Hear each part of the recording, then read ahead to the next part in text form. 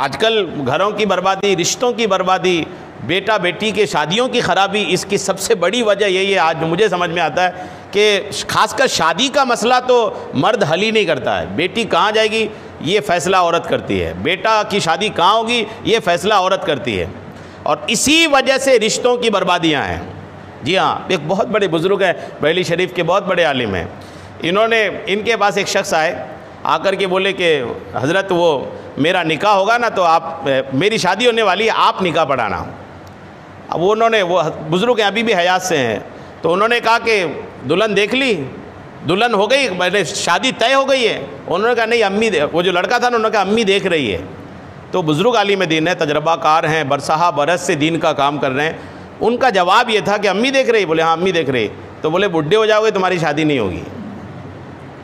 ये बिल्कुल सटीक जवाब उन्होंने किताब में भी लिखा, जवाब भी दिया कि बुढ़े हो जाओगे तुम्हारी शादी नहीं होगी, तुम्हें लड़की ही नहीं मिलेगी। आजकल औरतें क्या कर रही हैं, दुल्हन देखने जाएगी तो बोलेगी बेटी चल के दिखाओ, बेटी उठ के दिखाओ, बेटी का बाथरूम कैसा है, बेटी का किचन कैसा है, जैसे खुद हूर की पड़ी हो।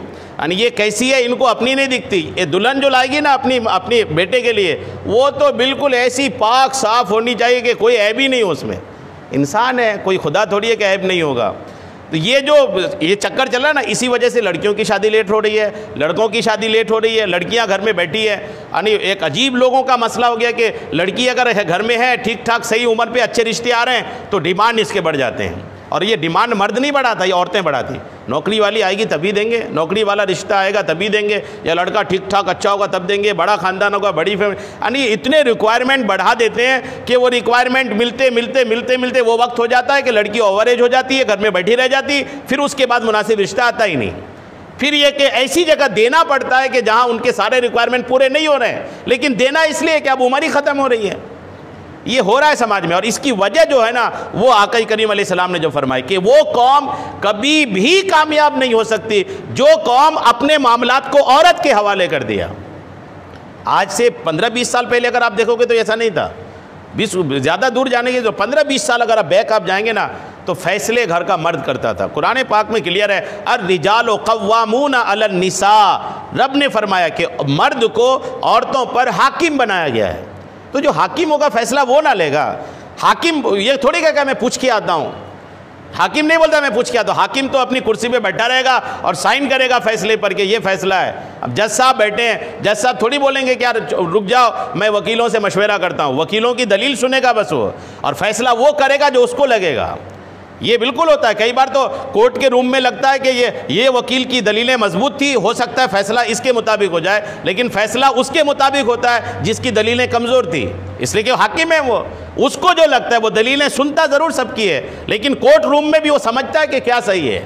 तो हाकिम का मामला ऐसे ही होना चाहिए कि हाकिम जो हो ना वो फैसला खुद करे, और अल्लाह ताला ने मर्द को हाकिम बनाया है। इसलिए ये जो एक कल्चर बनता जा रहा है ना कि बिल्कुल फ़ैसला घर की औरतें ही करेंगी, ये तबाही का सबब है, ये बर्बादी का ज़रिया है।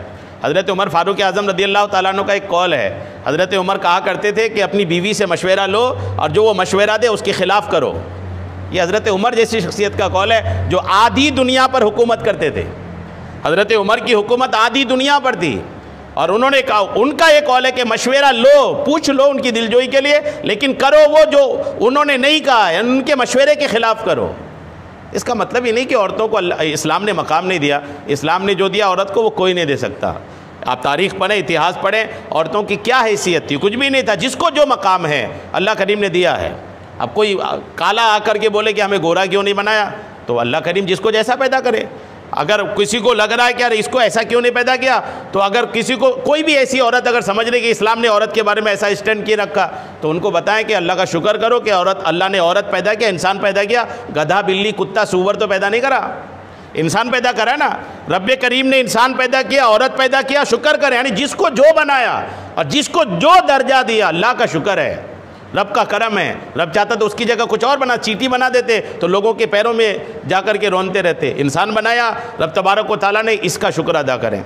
तो बहरहाल लेके इस्लाम ये कहता है, हुज़ूर अलैहिस्सलाम ने, यहाँ तक कि जब आपने सुना कि किस्रा के लोगों ने, ईरान के लोगों ने एक लड़की को बादशाह बना लिया है, तो हुज़ूर ने साफ तौर पर फरमाया कई करीम अलैहिस्सलातु व तस्लीम ने कि वो कौम कभी फलाह नहीं पा सकती, आका करीम अलैहिस्सलाम का जुमला देखिए, ला युफ्लिहा कौमुन वल्लौ अमरहुम इम्राअतन, वो कौम कभी भी कामयाब नहीं हो सकती जो अपने मामलात को औरत के हवाले कर दे। खुदा करे कि इस पे करम हो जाए। दुरूद